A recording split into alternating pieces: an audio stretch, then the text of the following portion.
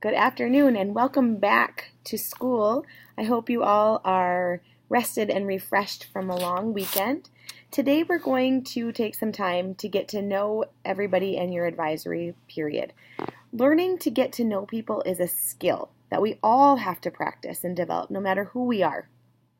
It's something that we need in order to make friends. It's something that we need in order to get along in school or in work, and it's something that we need to develop peer relationships. And sometimes it's kind of hard and awkward to break the ice when we first meet someone.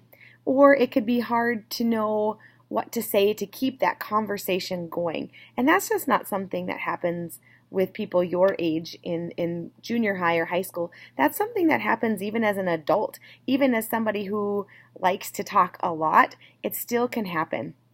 And it's also easy to look at people that we feel like we've known maybe since sixth grade and make assumptions that we know who that person is when really we don't. So sometimes those assumptions that we make can get in the way of us making friends with somebody. So I also think that sometimes some people find it easier socializing than other people, or sometimes people feel more comfortable talking to their core group of friends. But today, I really would like for us to just get to know the people who are in your advisory class.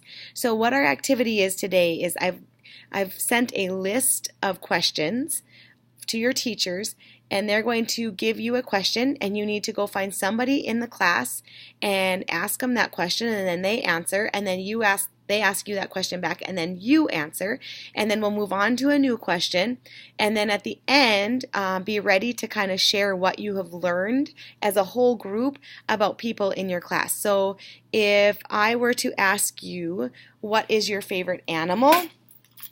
You would answer to me, and I would listen actively, and then I would answer to you, my favorite animal is a dog, because dogs are loyal and no matter what, they're always happy to see you.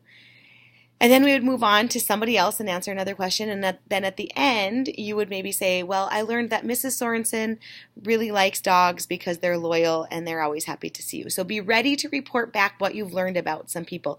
And step outside of your comfort zone and talk to people who you maybe normally don't talk to. Sometimes we really get in the habit of just talking to the people that we're comfortable with. And sometimes we miss out on really great relationships because we're not stepping outside and talking to some of these people. You're not going to be best friends with every person in this school. I realize that.